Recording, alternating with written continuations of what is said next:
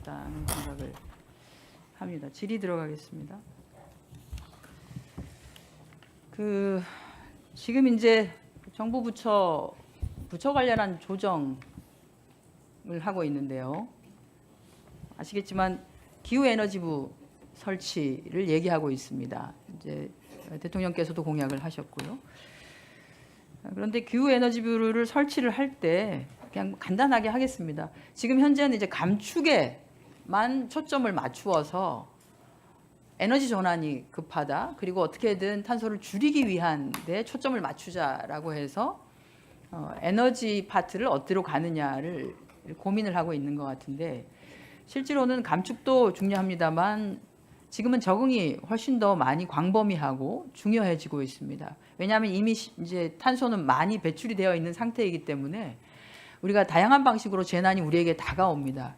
그런데 그 재난과 관련한 부분은 결국 적응 파트에서 고민을 할 수밖에 없기 때문에 기후에너지부가 만들어질 때는 감축과 더불어서 적응을 총괄 조정하는 부처로 진행되는 것이 굉장히 합리적이다, 이렇게 생각합니다. OECD 국가들의 대부분이 기후에너지부에 감축과 적응을 한꺼번에 두고 있습니다. 그래서 지금 환경부에 아마 에너지를 갖다 붙이는 방식이 이렇게 되는데요. 그래서 이 부분을 조금 더 신경을 써주시면 좋겠다라는 말씀을 드리겠습니다. 혹시 후보자님 관련해서 네, 굉장히 중요한 내용이고요. 기후에너지부로 앞으로 조정될 것으로 예상되는 환경부의 장관으로 우리 김성환 의원님이 지명되셨지 않습니까? 김성환 의원님이 굉장히 정책적 역량이 있는 분이고, 특별히 제가 우연한 기회에 본인이 지명이 될 것을 예상하지 못했던 때에 저 기후에너지부가 만들어지는 것만으로도 본인은 가슴이 뛴다라는 얘기를 하시는 것을 제가 들었던 적이 있어서 잘 역할해 주셨으면 좋겠다. 굉장히 잘 준비되어진 그런 장관 후보자이다라고 제가 생각을 하면서, 거기에 한정혜 의원님은 또 직접 경험이 있으시기 때문에 제가 총리가 되어 정식으로 활동하게 되면 꼭 좀 별도로 말씀을 여쭈면서 하나하나 좀 반영을 해가도록 하겠습니다. 네. 그리고 어제 이제 후보자께서 말씀하신 것 중에 총리가 위원장이 되거나 또는 최종적으로 조율의 권한을 가진 것에 대해서는 굉장히 적극적으로 검토하고 하겠다라고 하는데요. 그것과 관련해서 탄소중립 녹색성장위원회 위상 권한 강화 필요가 있습니다. 지금은 심의 의결 기능이 있다라고 하지만 이게 형식적인, 왜냐하면 행정위원회가 아니기 때문에 그렇습니다. 그렇다라고 행정위원회로 가는 것도 쉽지 않은데요.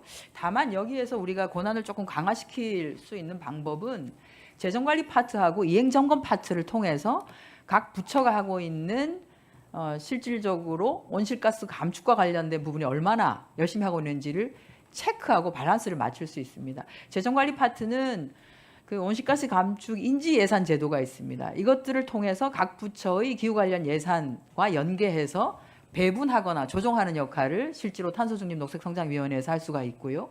또 하나는 실제 그렇게 하고 난 뒤에 이행 점검을 통해서 각 부처가 그러면 기후정책 이행 사항을 제대로 했는지를 점검해서 그 결과에 따라서 개선하라고 권고하고, 그것이 잘 이루어지지 않았을 때 그 권고 사항을 국회로 보고해서 해당 상임위에서 오히려 체크가 될 수 있도록 한다라고 하면 지금보다는 훨씬 더 탄소중립 녹색성장위원회의 위상이 강화되고 권한이 강화될 수 있지 않을까 생각합니다.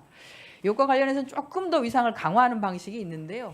그 과거 이명박 정부 때 녹색성장위원회의 운영 방식이 있습니다. 그러니까 기후환경 비서관, 청와대에 있었던 비서관이 아예 그 탄소중립 녹색성장위원회의 사무차장을 맡는 방식이시죠. 사무처장을 맡는 그 겸임을 하는 방식으로 해서 오히려 대통령에게 직보가 가도록 해서 실질적으로 탄소중립 부분은 굉장히 중요하기 때문에 대통령이 또 조금 챙길 수 있도록 하는. 네, 제가 어제 말씀드렸던 것 같은데, 총리실의 산하에 총리가 위원장인 위원회도 있고 대통령 직속위원회로서 총리가 위원장을 맡는 위원회도 있습니다. 이 전체를 아주 신속하게 전체를 리뷰, 그러니까 재점검하고 할 수 있는 일이 있으면 빨리 집중적으로 단기에 모아서 처리할 건 처리하고, 안 되는 부분들은 무엇이 안 된다는 걸 정리해내고, 차라리 활동 중단시켜야 될 분들은 중단시키고 새로 갈 것들을 새로 뭐 이런 등등을 종합해야 된다고 보고 있고요.